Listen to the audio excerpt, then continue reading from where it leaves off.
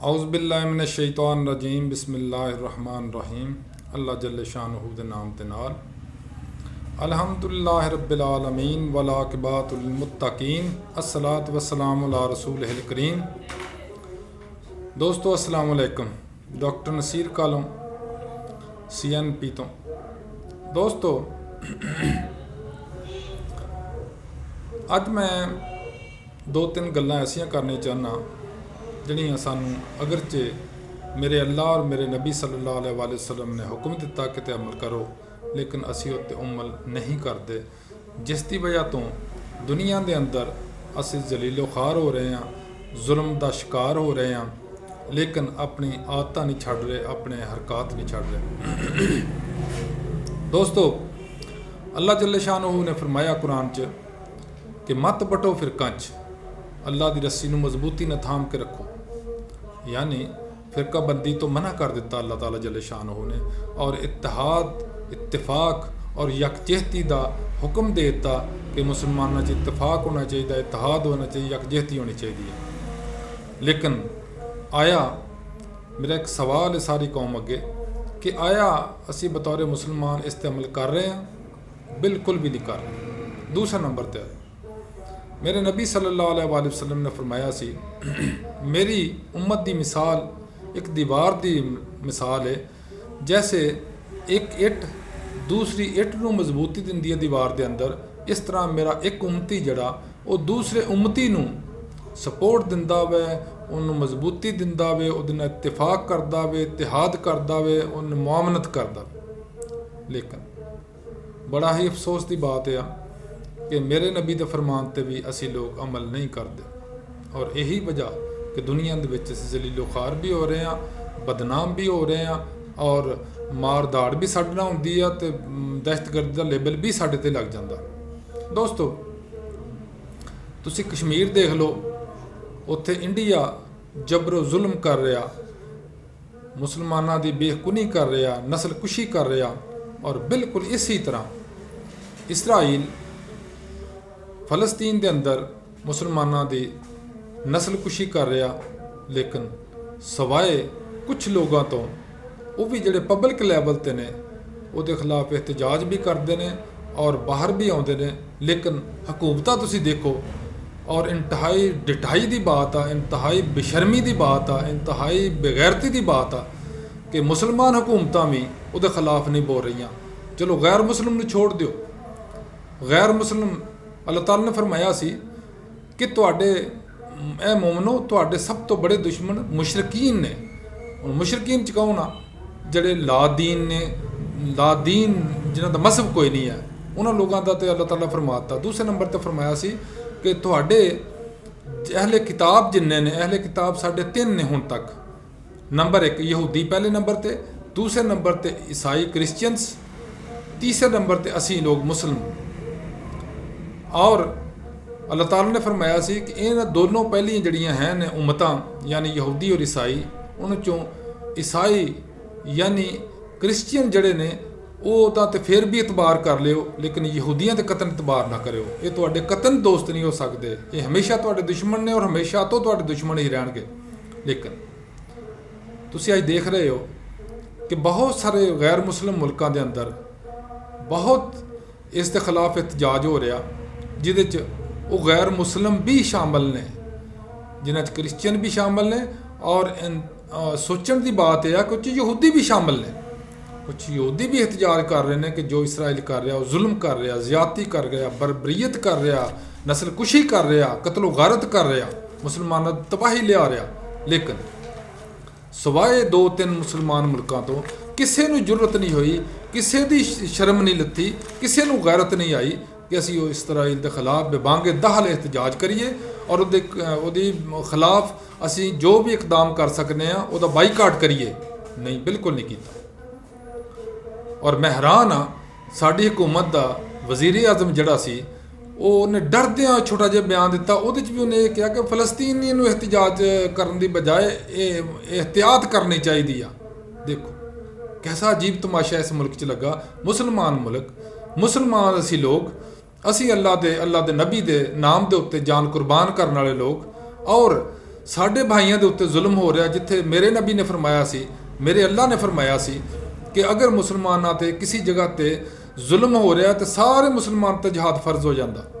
ਲੇਕਿਨ ਅਗਰ ਫਰਜ਼ ਨਹੀਂ ਹੋਇਆ ਤੇ ਸਾਡੀ ਇਸ ਬਾਗੜਖਾਨੀ ਹਕੂਮਤ ਤੇ ਨਹੀਂ ਹੋਇਆ, ਜਿਹਨੂੰ ਮਾਸਾ ਸ਼ਰਮ ਨਹੀਂ ਆਈ ਕਿ ਅਸੀਂ ਖੁੱਲ੍ਹ ਕੇ ਬੇਬਾਂਗੇ ਦਹਲ एहतजाज भी करिए और इसराइल के खिलाफ कोई कार्रवाई भी करिए। इसराइल के खिलाफ असी लोग इकट्ठे भी होइए, असी इसराइल के खिलाफ बाईकाट भी करिए इन्हां दा।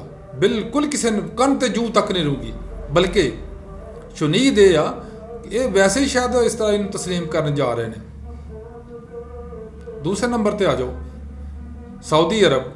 सऊदी अरब के शाह साहब ने जिहड़े उन्हां दे है ने जानशीन ਮੁਹੰਮਦ ਬਿਨ ਸੁਲੇਮਾਨ, ਉਹਨਾਂ ਨੇ ਹੁਣ ਇੱਕ ਇhtਜਾਜੀ ਮਰਾਸਲਾ ਵੀ ਭੇਜਿਆ ਵੇ, ਇhtਜਾਜ ਵੀ ਕੀਤਾ ਵੇ ਔਰ ਇਹਦੇ ਖਿਲਾਫ ਆਵਾਜ਼ ਵੀ ਉਠਾਈ ਹੈ। ਹਾਲਾਂਕਿ ਇਸਰਾਈਲ ਦੇ ਕਾਫੀ ਅੱਛੇ ਤਲਕਾਤ ਹੋ ਗਏ ਸੀ ਸਊਦੀਆ ਨਾਲ, ਔਰ ਸਭ ਤੋਂ ਟਾਪ ਤੇ ਜਿਸ ਮੁਲਕ ਨੇ ਜਿਹਨੂੰ ਸਾਡੇ ਲੋਕ ਪਤਾ ਨਹੀਂ ਕੀ ਕੁਝ ਕਹਿੰਦੇ ਨੇ, ਈਰਾਨ ਨੇ। ਈਰਾਨ ਦੇ ਮੁਤਲਕ ਬਹੁਤ ਕੁਝ ਲੋਕ ਕਹਿੰਦੇ ਨੇ ਸਾਡੇ। ਸਿਰਫ ਵਾਹਦ ਇੱਕ ਮੁਲਕ ਹੈ ਜਿਨਨੇ ਬਿਵਾਂਗੇ ਦਾਲ दो टोक और जुर्रत के नाल ऐलान किया कि असीं फलस्तीन के नाल हाँ, असीं फलस्तीनियां दे नाल हाँ, असीं उन्हां दी हर लिहाज अखलाकी माली या जड़ी भी मदद जरूरत होई असीं इंशाअल्लाह उन्हां दी करांगे। लेकिन उस तो इलावा किसी नूं जरूरत नहीं हुई कि उठ के खड़ा हो गए। हालांकि साडे पाकिस्तानी हुकूमत के नुमाइंदे नूं शायद पता कि नहीं पता, लेकिन साडी डिफेंस फोर्सेस नूं बहुत पता कि साडे दुनिया दे विच अगर दुश्मन है ने तो सिर्फ हनूद यहूद ने, यानी इंडिया और इसराइल। और इंडिया इसराइल भी ये कहता कि अगर दुनिया साडा सब तो बड़ा दुश्मन है तो पाकिस्तान। बाकी मुसलमान मुल्क गिरदोनवा जिन्ने भी ने, उर्दन है, मिस्र है, शाम है, साथ साथ चले जाओ, फलस्तीन आ जाता, UAE आ जाता, साथ दे खैर लुबनान जिहड़ा प्योरली मुस्लिम मुल्क तो नहीं है, तो सऊदी अरब लै लो, यमन लै लो, हबशा लै लो, बाकी है UAE है, कतर है, किन्ने मुल्क ने जुरत नहीं कर रहे। मैं हैरान है इन्हां देख देख के कि असी कमज़ोर लोग तो जुरत कर जाने आ, लेकिन ये एडे ताकतवर इन्ने माली हसीयत वाले होने के बावजूद ये जुरत नहीं करते। फिर अगली बदकिस्मती की आ, अगर साडे मुल्क दे विच इस दे खिलाफ एहतजाज किया जाता तो एहतजाज करने वाले डांगा मारी जांदियां ने। इस दी बजाय कि गवर्नमेंट लैवल ते उन्हें सपोर्ट किया जाए, गवर्नमेंट लैवल ते उन्हों की तारीफ की जाए, गवर्नमेंट लैवल ते उन्हों की मदद की जाए, लेकिन उन्होंने डांगा मारी जांदियां, उन्होंने बंद किया जाता, उन्होंने खिलाफ परचे दिते जाते हैं। ये है साडे इस्लाम की मुखालफत की इंतहा। दोस्तों, इसराइल एक छोटा जिहा मुल्क है जिहदी लखां की आबादी है, लेकिन उसने करोड़ों की आबादी नूं अगे लाया। क्यों? असी दीन नूं भुल गए, असी अल्लाह नूं भुल गए, असी अल्लाह के रसूल नूं भुल गए, असी अपने कुरान मजीद नूं भुल गए, असी अल्लाह दे नबी सल्लल्लाहु अलैहि वसल्लम दी अहादीस मुबारकां नूं भुल गए। अल्लाह ताला ने फरमाया सी तुहाडे सब तो पहले नंबर ते सब तो बड़े दुश्मन ने। लेकिन साडे मुसलमान मुल्क और शायद साडे भी लोग, साडी भी हुकूमत ਉਹਦੇ ਨਾਲ ਯਰਾਨਾ ਗੜਨ ਨੂੰ ਫਿਰਨ ਡਈ ਆ, ਸਫਾਰਤੀ ਤਲਕਾਤ ਬਣਾਉਣ ਨੂੰ ਫਿਰਨ ਡਈ ਆ। ਉਹ ਸਾਡੇ ਭਾਈਆਂ ਦੀ ਕਤਲੋਗਾਰਤ ਕਰ ਰਿਹਾ ਔਰ ਅਸੀਂ ਉਹਦੇ ਵੱਲ ਵੇਖ ਰਹੇ ਹਾਂ ਕਿ ਸਾਡੇ ਨਾਲ ਤੂੰ ਅਸਲਾਮ ਅਲੈਕਮ ਲੈ, ਸਾਡੇ ਨਾਲ ਹੱਥ ਮਿਲਾ, ਅਸੀਂ ਹੱਥ ਮਿਲਾਉਣ ਨੂੰ ਤਿਆਰ ਹਾਂ। ਉਸ ਤੋਂ ਇਲਾਵਾ ਜਿਤਨੇ ਵੀ ਮੁਸਲਮਾਨ ਮੁਲਕ ਨੇ, ਇੰਤਹਾਈ ਅਮੀਰ ਮੁਲਕ ਨੇ, ਸਿਵਾਏ ਕੁਛ ਲੋਕਾਂ ਦੇ, ਅਫਰੀਕੀ ਮਮਾਲਕ ਨੇ, ਕੁਛ ਗਰੀਬ ਨੇ ਵਿਚਾਰੇ, ਤੇ ਅਸੀਂ ਗਰੀਬ ਨਹੀਂ ਸਾਂ। ਅਸੀਂ ਬੇਸਿਕਲੀ ਅੱਲਾਹ ਤਾਲਾ ਨੇ ਸਾਨੂੰ ਗੁਰਬਤ ਨਹੀਂ ਦਿੱਤੀ, ਅੱਲਾਹ ਤਾਲਾ ਨੇ ਸਾਨੂੰ ਬਹੁਤ ਅਜ਼ਮਤ ਵੀ ਦਿੱਤੀ ਸੀ, ਅੱਲਾਹ ਤਾਲਾ ਨੇ ਸਾਨੂੰ ਬੜੀ ਜੁਰਤ ਵੀ ਦਿੱਤੀ ਸੀ ਔਰ ਅੱਲਾਹ ਤਾਲਾ ਨੇ ਸਾਨੂੰ ਦੌਲਤ ਵੀ ਦਿੱਤੀ ਸੀ। ਸਾਡਾ ਮੁਲਕ ਬੜਾ ਅਮੀਰ ਮੁਲਕ ਸੀ, ਜਿਹਨੂੰ ਪਹਾੜ ਵੀ ਮੌਜੂਦ ਨੇ, ਦਰਿਆ ਵੀ ਮੌਜੂਦ ਨੇ, ਰੇਗਿਸਤਾਨ ਵੀ ਮੌਜੂਦ ਆ, ਸਾਨੂੰ ਸਮੁੰਦਰ ਵੀ ਲੱਗਦਾ ਵੇ, ਸਾਨੂੰ 4 ਮੌਸਮ ਵੀ ਅੱਲਾਹ ਤਾਲਾ ਨੇ ਦਿੱਤੇ, ਸਾਨੂੰ ਫਸਲਾਂ ਵੀ ਹਰ ਕਿਸਮ ਦਿੱਤੀਆਂ, ਸਾਨੂੰ ਫਲ ਵੀ ਹਰ ਕਿਸਮ ਦੇ ਦਿੱਤੇ। ਲੇਕਿਨ ਸਾਨੂੰ ਲੁੱਟ ਕੇ ਲੈ ਗਏ ਸਾਡੇ ਬਿਊਰੋਕਰੇਟ ਲਾ ਲਓ, ਸਿਆਸਤਦਾਨ ਲਾ ਲਓ, ਸਾਡੇ ਅਸ਼ਰਾਫੀਆ ਲਾ ਲਓ, ਸਾਡੇ ਹੁਕਮਰਾਨ ਤਬਕਾ ਲਾ ਲਓ, ਉਹਨਾਂ ਸਾਨੂੰ ਗਰੀਬ ਕਰ ਦਿੱਤਾ। ਔਰ ਇਸ ਗੁਰਬਤ ਦੀ ਵਜ੍ਹਾ ਤੋਂ, ਗੁਰਬਤ ਜਿਸ ਘਰ 'ਚ ਆ ਜਾਂਦੀ ਹੈ ਉਸ ਦੀ ਗੈਰਤ ਵੀ ਵਿਚਾਰਿਆਂ ਦੀ ਜਾਂਦੀ ਰਹਿੰਦੀ ਆ। ਇਸੇ ਵਜ੍ਹਾ ਤੋਂ ਸਾਡੇ ਪਾਕਿਸਤਾਨੀਆਂ ਦੀ ਗੈਰਤ ਵੀ ਘਟਦੀ ਜਾ ਰਹੀ ਆ, ਕਿਉਂਕਿ ਜਿਹੜਾ ਮੰਗਤ ਹੁੰਦਾ, ਜਿਹੜਾ ਗਦਾਗਰ ਆ, ਉਹਨੂੰ ਚਾਇਸ ਦਾ ਚਾਂਸ ਨਹੀਂ ਹੁੰਦਾ। Beggar has no choice. ਉਹਨੂੰ ਜੋ ਮਿਲ ਜੇਗਾ ਤਰਲੇ ਲੈਂਦੇ ਫਿਰਦੇ, ਜ਼ਹਿਰ ਖਾਣ ਨੂੰ ਪੈਸੇ ਨਹੀਂ ਆ। ਤੇ 172 ਅਰਬ ਰੁਪਇਆ MNA ਨੂੰ ਤਕਸੀਮ ਕਰਕੇ ਚਲੇ ਗਏ ਨੇ, ਔਰ ਜਾਂਦੇ ਜਾਂਦੇ 10 ਕਰੋੜ ਰੁਪਏ ਦਾ ਖਾਣਾ ਲੋਕਾਂ ਨੂੰ ਦੇ ਗਏ ਨੇ MNA ਨੂੰ, ਲੇਕਿਨ ਜ਼ਹਿਰ ਖਾਣ ਨੂੰ ਇਹਨਾਂ ਕੋਲ ਪੈਸੇ ਨਹੀਂ ਹੈ। ਜਦੋਂ ਇਹ ਕੁਛ ਹੋਏਗਾ, ਚੋਰ ਬਾਜ਼ਾਰੀ ਹੋਏਗੀ, ਬੇਇਨਸਾਫੀ ਹੋਏਗੀ, ਦੀਨ ਤੋਂ ਦੂਰੀ ਹੋਏਗੀ, ਸੱਚ ਨਹੀਂ ਹੋਏਗਾ, ਸਾਰਾ ਦਿਨ ਝੂਠ ਬੋਲਿਆ ਜਾਏਗਾ, ਹਰ ਲੈਵਲ ਤੇ ਝੂਠ ਬੋਲਿਆ ਜਾਏਗਾ। ਹੁਕਮਰਾਨ ਤਬਕੇ 'ਚ ਲੈ ਲਓ, ਛੋਟੇ ਤਬਕੇ ਤੋਂ ਲੈ ਲਓ, ਬਿਜ਼ਨਸਮੈਨ ਤੋਂ ਲੈ ਲਓ, ਰੇਹੜੀ ਵਾਲੇ ਤੋਂ ਲੈ ਲਓ, ਹਰ ਬੰਦਾ ਝੂਠ ਬੋਲਦਾ, ਉਹਦਾ ਲਾਨਤਾਂ ਤੇ ਫਿਰ ਪੈਣੀਆਂ ਨੇ ਨਾ, ਔਰ ਸਾਡੇ ਤੇ ਪੈ ਰਹੀਆਂ ਨੇ। ਦੋਸਤੋ, ਅੱਲਾ ਅੱਗੇ ਦੁਆ ਕਰੋ, ਅੱਲਾਹ ਤਾਲਾ ਸਾਨੂੰ ਇਸਤਕਾਮਤ ਦੇ, ਅੱਲਾਹ ਤਾਲਾ ਸਾਨੂੰ ਹਿੰਮਤ ਦੇ ਕਿ ਅਸੀਂ ਕਮ ਸੇ ਕਮ एहतजाज ਤੇ ਕਰਨ ਜੋਗੇ ਹੋਈਏ ਇਸ ਦੇ ਖਿਲਾਫ। ਅੱਲਾਹ ਹਾਫਿਜ਼। अस्सलाम वालेकुम।